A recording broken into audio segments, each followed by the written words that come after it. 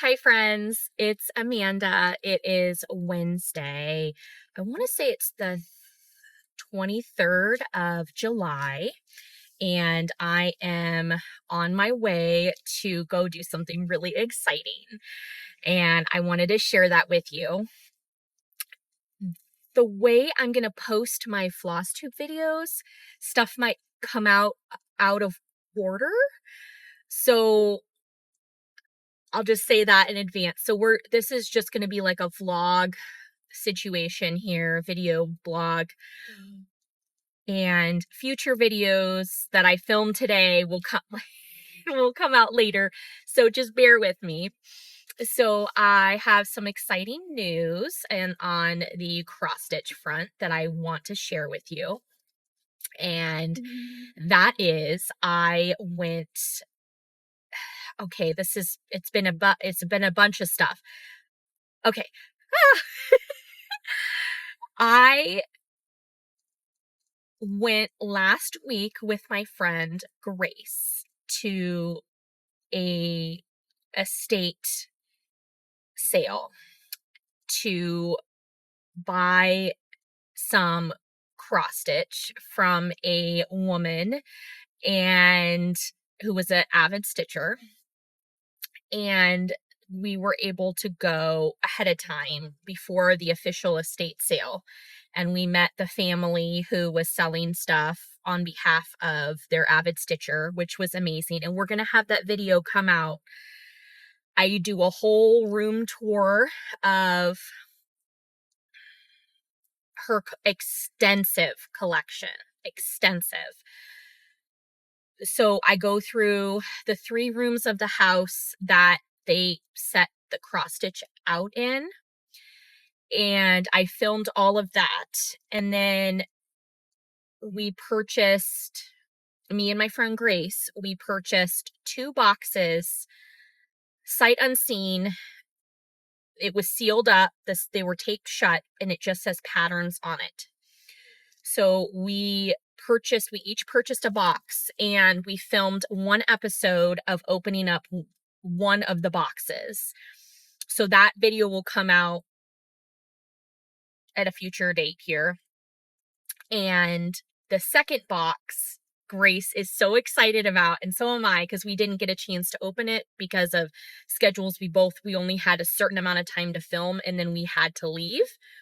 So I'm driving to open up that second box of stuff, and we're gonna film that, so that video will come out. So we'll have 2 different unboxing videos.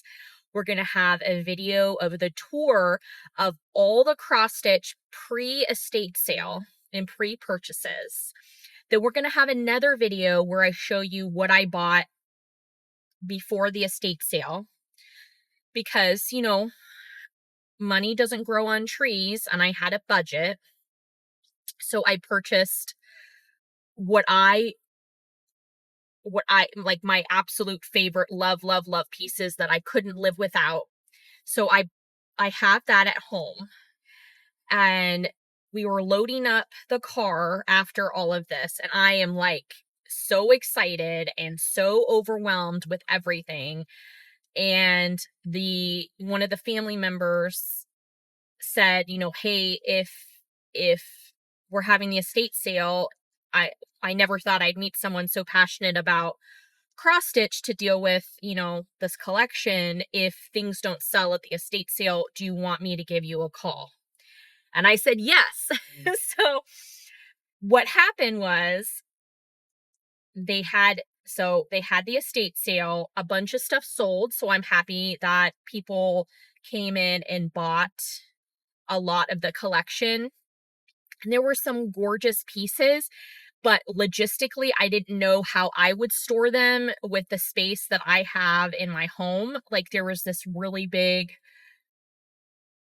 Merry Christmas that was amazing, but it was so big, it wouldn't fit into a traditional tub for storage, and the framing was really nice. Anyway, apparently that sold at the estate sale, so that's good. But I purchased the remainder of what didn't sell at the estate sale. and Grace picked it up for me. I paid for it, but she went and picked it up for me. So we're going to go through that today and see what I purchased, because it could be some of my favorite pieces, or it could be some of the pieces that were gorgeous stitching, just not my style. So we'll see what is there. So we're going to film a bunch today, and then I have a deadline. We have to leave and I have to travel back because she doesn't live close to me. So it's like everything we do, it takes it takes time and logistics. But we're really excited to film these episodes, and what we're going to do is we're both going to be posting them on our respective channels. I probably will edit mine a little differently than she edits hers, but I'll make sure to link her channel. But we're both going to be kind of sharing similar content in terms of this estate sale. I hope that makes sense.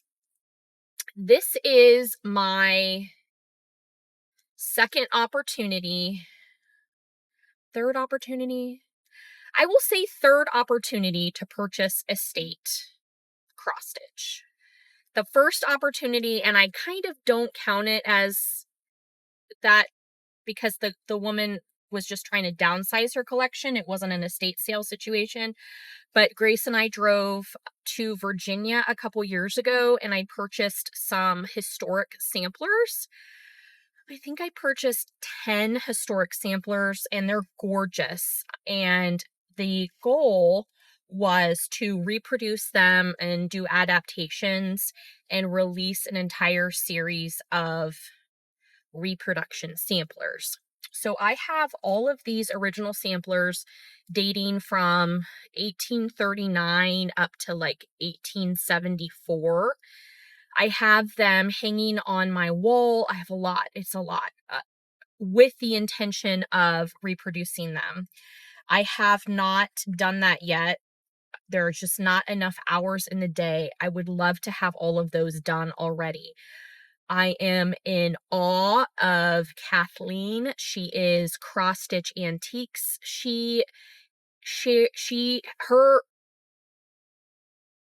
Her space at Nashville is right next to mine.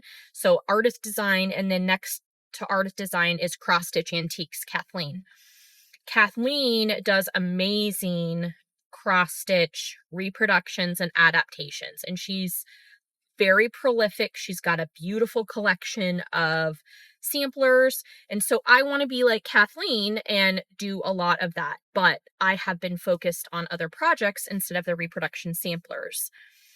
I've also been a tad bit discouraged because I did a reproduction sampler a couple years ago for one of my books, for my garden book that I have. It's available on my website. It's also available on Amazon. It has a lot of projects in it, and it has a full reproduction sampler in it, and it's large. And Deborah was my model stitcher. Thank you, Deborah. And it was gorgeous. She did a great job. But people didn't really like it. And I don't know if I picked the wrong sampler to reproduce, or if it was just too big or what, but like it just didn't, there was really no interest in it. And because of that, I got discouraged about focusing my time and energy and financial, because it's a lot of money to reproduce stuff, especially if you have a model stitcher. So I haven't prioritized the samplers like I should. But I shouldn't be discouraged, because what is the one thing I tell you? That you miss 100% of the shots you don't take. And also 9 times out of 10, it's a no before it's a yes. So just maybe this first sampler that I reproduced was a no, and maybe the next one will be a yes. So just keep trying, right? Just keep swimming. So that was my first big purchase, and they were original vintage samplers that I got. The second opportunity I had to buy an estate of cross stitch and needlework happened last summer. And I actually have not shown you all that collection yet. I'm actually embarrassed that I have not come on to film and show you all of that. I received a really nice message from a person who had just purchased a house down south. I want to say it was one of the Carolinas. And this person reached out to me and said, listen, I just bought this house and it is filled, all the walls are filled with cross stitch and stuff, but I don't know. And the person said, I don't know anything about any of this, and said that they reached out to their local guild about selling some of the pieces, but she didn't want to donate them to Goodwill. She wanted money for the pieces, but she didn't want to sell, she didn't want to piece it out. So I guess some of the members of the guild wanted to purchase like some of the pieces, but not other pieces. And so it was an all or nothing situation. Like she wanted to sell them, but she wanted to sell the whole collection,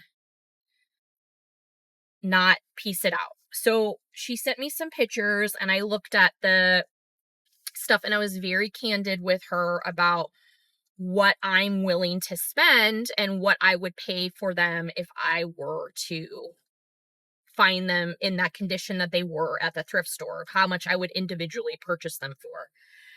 And she said, well, can you come down and pick them up? Well, I did the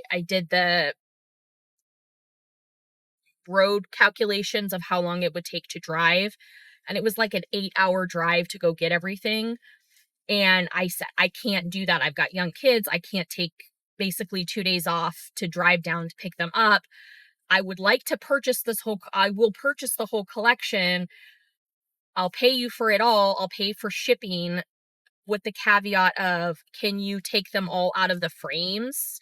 Because none of them were behind glass. They were all just like either in embroidery hoops or in just frames, like mounted frames. I said, if you take everything out of the hoops and just lay it flat and send it in the box, I'll pay for the whole collection plus shipping, and I'll pay like extra for shipping, however, And so the person agreed to that.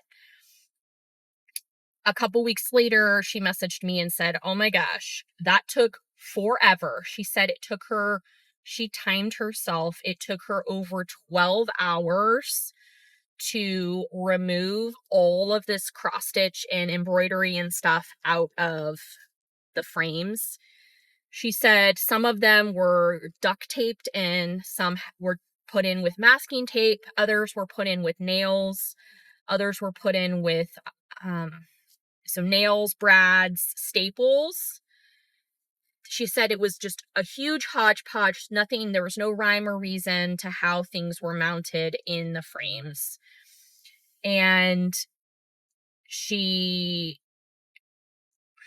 was very polite, but I could tell that she was upset at how long it took. And I totally get that, because I've taken things out of frames before, and you never know when you open up a frame how it was framed. I've opened up some cross stitch pieces that are professionally framed, and behind it they've laced it and duct taped it, like not archival safe, and like they've like put it's like Fort Knox to even get it out of the frame. And then I've had other ones that are like super dirty with like dirty masking tape that's yellow, that's come off, and it's super easy, but it's yucky because the masking tape has started to dissolve. So I understand where that person was coming from. And yes, it was a pain in the tuchus. But I was very appreciative. I overpaid her for shipping, and I paid her for the whole collection of cross stitch. So it came in the box, and I need to do a flip through video to show all of you this collection. My intention with that collection, it's all stuff that people have stitched over the years. I don't know if it was all the same person who stitched it, or if they was stuff that the person who had owned the home had collected over time, but a lot of it's really dirty, like dusty, dirty stains. So I need to clean all of it. But my intention with most of it was making project bags and integrating some of the stitching in with project bags and then selling the bags. That is like a 5-year goal or a 5-year plan for me because it's a lot of work. I would love to say that I would get it all done this year, but it's just too much. So I have a box of mixed embroidery and cross stitch that I purchased as the lot that the woman was kind enough to take out of the frames and ship to me. She got one big lump sum for the whole collection and she wasn't piecing it out. But the bad news was she took everything out of the frames, which I'm sure she was shouting my name bad in to the heavens, like, dang you, Amanda, for asking me to do this. So yes, that was, so I had that collection. So the first time vintage samplers, the second time was a collection that I purchased. The woman had bought a brand new home, and in the home, the stitching was left behind. So I purchased that lot. So that's my second. And then this estate sale stuff, that's my third purchase that I've ever made. And this, different than everything is beautifully stitched, clean, framed. And I don't know, when I did the video of all of her stitching, only 1 or 2 pieces were behind glass, but the rest of the pieces were all framed really nicely and not behind glass and clean. So I don't have to take them out and clean them or do anything. They're like perfect chef's kiss. So totally different experience all 3 times. I am still learning, and it's a risk that I'm taking to purchase collections. And it's hard because I don't want to see any of these pieces end up in the landfill. And so I want to do my best to preserve them. And one of the things that with my commitment to sustainable stitching is putting my money where my mouth is. I know I can't be the only one to save the stitches. It's a collective effort, but I'm really, really trying. I just wish there was more hours in the day to get everything done. I have my craft room is overflowing with stitching. So Grace is helping me, and she's starting to put up save the stitches in her eBay store. And then she's putting stuff up like the price that I purchased it from at the thrift store. And then all the proceeds of that, she's keeping all of that money, and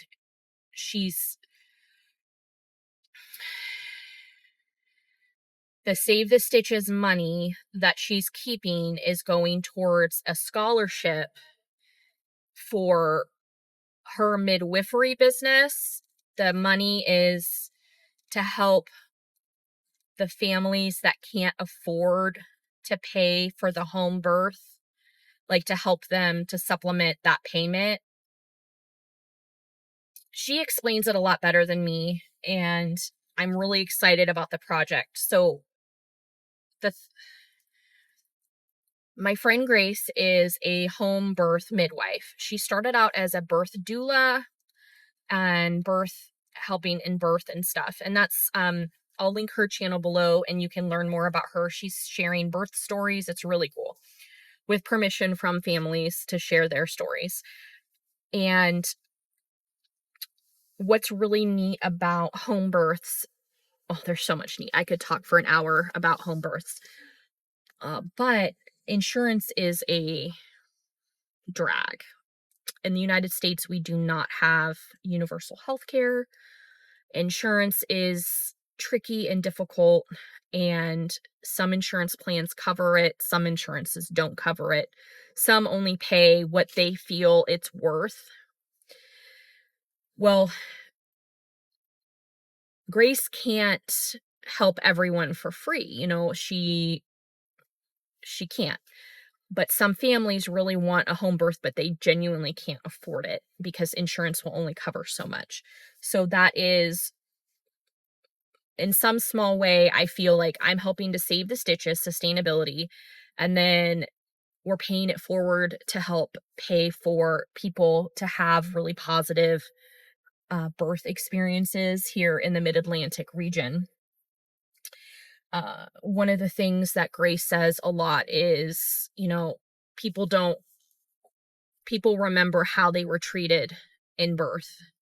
And I will absolutely 100% agree to that, is that a lot of this stuff can kind of goes by the wayside memory wise, but how we were treated and how we were made to feel, that sticks with us.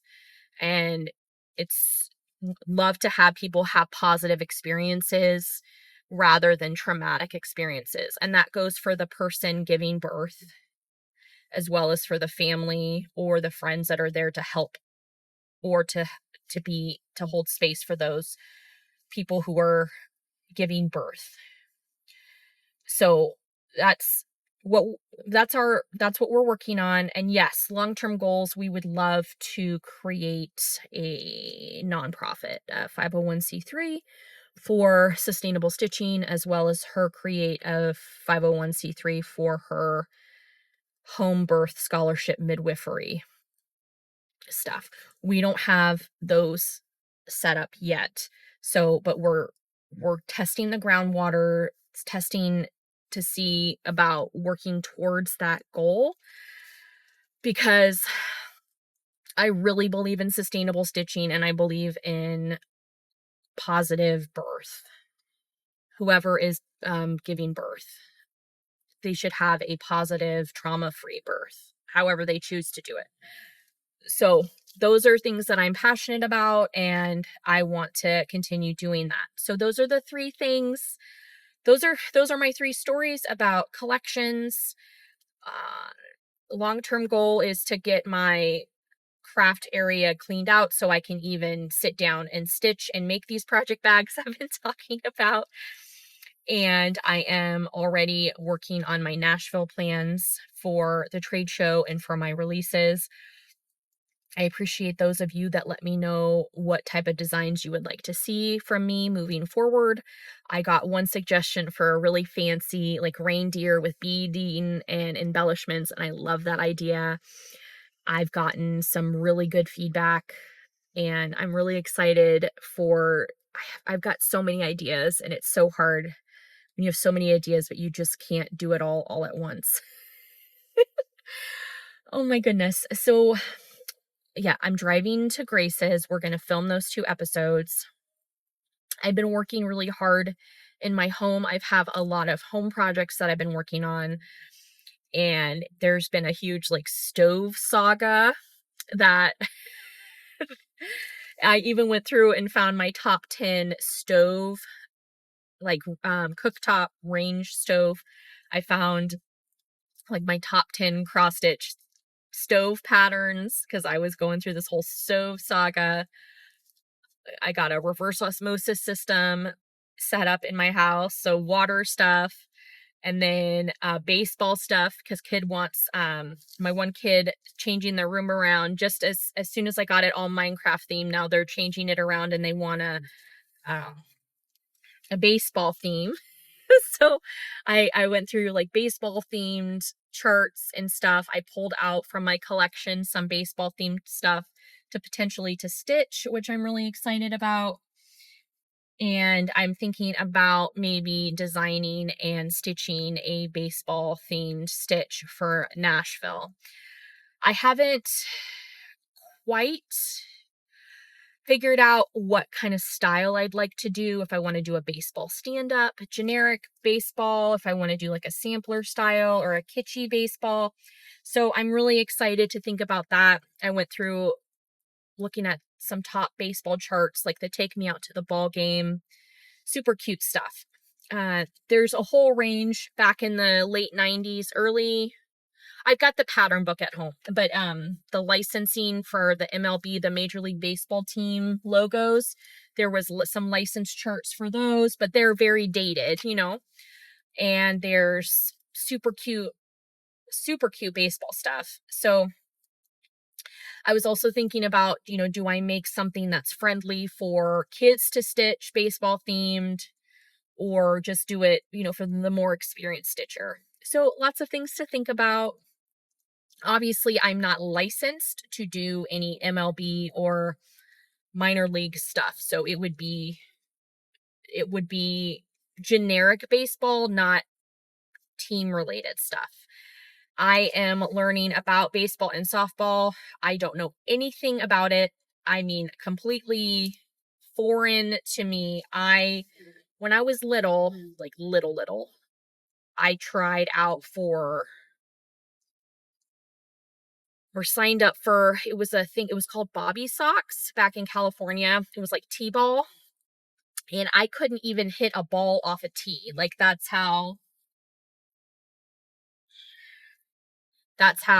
not sports inclined I am. So I ended up not even playing T-ball because I couldn't hit a ball off a tee. So learning about baseball, but it was really fun. We went to a major league team game last month, and that was awesome. It was so awesome. And so then I got really excited about learning more about baseball, and my kids are explaining all the baseball stuff. I'm like, how do you know all of this?